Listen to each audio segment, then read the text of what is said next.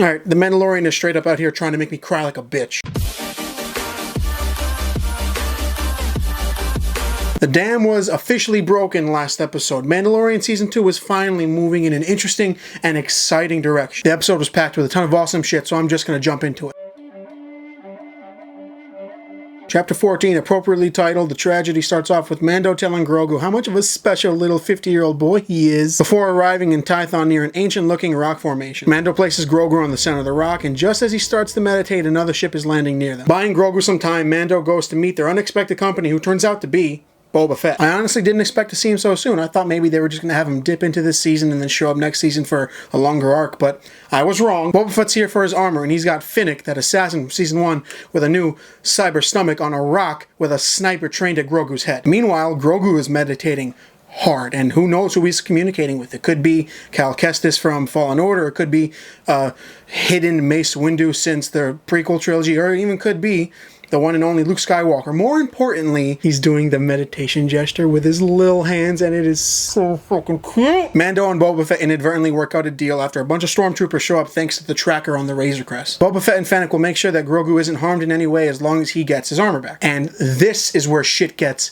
fucking intense. Sure, Boba Fett is a badass. It's all I've heard from Star Wars fans while I was growing up. I mean, I guess I'll give you this. He's a badass by 70s movie standards. You know what I mean. Back then, all it took to be badass was to have a cool looking suit and just not talk. And since it was the 70s, when it came to the physical representation of this badassery, we got this.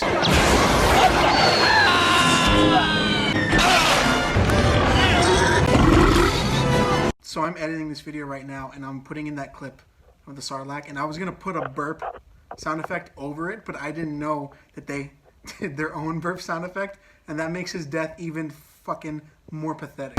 Yeah, but he's actually really... Shut up, because now this is where it gets fucking real. Now we get to see them express Boba Fett's awesomeness in modern day action sequences, and it is fucking phenomenal. He busts through stormtroopers like it's nothing. His fighting style differs from everyone we've ever seen. It's much more calculated, almost like each move is part of a form. He's like an animal with how furious he's taking these fuckers out.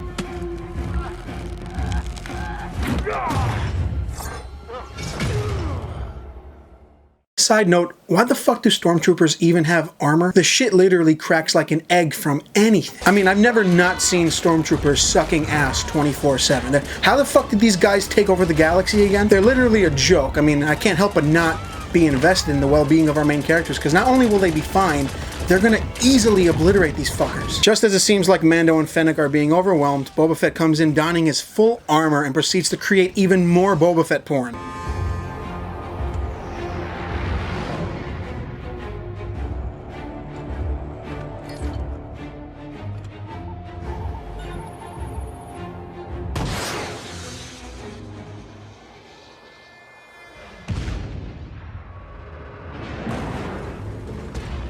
Then out of nowhere, a shot from space destroys the Razor Crest. It's Gideon, and he sends the Dark Troopers to get Grogu, who nab him just as he snaps out of his Jedi trance. So now Mando's got no ship and no Grogu, but since Boba Fett promised to keep the kids safe, he and Finnick decide to help Mando rescue him. Mando knows that one way to get back to Gideon is through Mayfeld, Bill Burr's character from Season 1, so now they gotta go break him out of space jail. But not before they grab Cara Dune back on Navarro. Finally, we see Gideon heading to a cell where Grogu is just knocking stormtrooper heads with the Force. The little guy tuckers himself out, and Gideon sends word to Dr. Pershing just before flaunting the Darksaber in Grogu's face. And then he has the audacity to put his little hands in shackles. I want him dead. That was Chapter 14, The Tragedy. You can just tell they're setting up an emotionally intense last 2 episodes. I can fucking feel it. I do think that whoever Grogu was communicating to with the Force will eventually cross their path, because I don't see Filoni and Favreau letting that lead to nowhere. What did you think of this episode of The Mandalorian? What do you expect from the last 2 episodes of Season 2? Comment below, and I'll see you guys next time.